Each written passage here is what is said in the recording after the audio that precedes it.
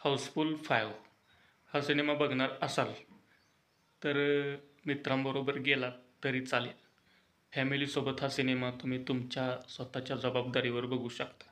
पण मी रिकमेंड करेल की हा फॅमिलीसोबत पाहण्यासारखा सिनेमा माझ्या दृष्टीने नाही आहे किंवा जाणार असाल तर छोटी मुले घरी ठेवूनच जावा. आणि सगळ्यात महत्त्वाचं म्हणजे कॉमेडी केलेली आहे. फक्त एक डबल मिनिंग कॉमेडी जास्त प्रमाणात यात दाखवलेली आहे. आणि त्यानंतर एक किलर कॉमेडी म्हणून हा सिनेमा चालवला जात आहे. तर त्यामध्ये खूप कॅरेक्टर आहेत. त्या सगळ्या कॅरेक्टरना दाखवण्याच्या नादात कुठेतरी एक मेन प्लॉट काय कॉमेडी आणि किलर कॉमेडी यामध्ये एक चांगली स्क्रिप्ट आणि चांगला संवाद त्या ठिकाणी हरवला आहे.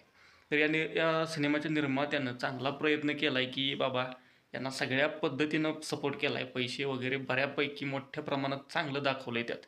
एवढं मोठं ते जहाज, त्यातलं सगळं रिचनेस दाखवलं आहे. पण महत्त्वाचं काम करायचं होतं ते संवाद लेखकावर. कथा पण चांगली आहे, पण संवाद लेखनात ताकद नाही. त्या संवाद लेखनात ताकद नसल्यामुळं तिथं ते त्या सीनप्रती आणि त्या सीनमधून कॉमेडी एवढी निर्माण झाली नाही. सिनेमा काही ठिकाणी तुम्हाला चांगला वाटतो.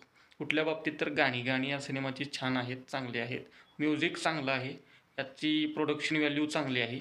आणि याचा क्लायमॅक्स ज्यावेळी नाना पाटेकरची एंट्री होती, तिथनं पुढचे जे 20 ते 25 मिनिटं आहेत, तिथं तुम्हाला खूप मजा येईल. त्या तोच प्लस पॉईंट आहे या सिनेमाचा आणि तुम्ही नक्की आनंद घेऊ शकाल तिथनं पुढचा जो सिनेमा आहे त्याचा. क्लायमॅक्स खूप आवडला. ए आणि बीमध्ये हा सिनेमा आहे. तुम्ही कोणताही एक सिनेमा बघू शकता यातला. तर या सिनेमाला 5 पैकी 3 स्टार. हा सिनेमा तुम्ही एकदा बघू शकता, एन्जॉय करू शकता. धन्यवाद.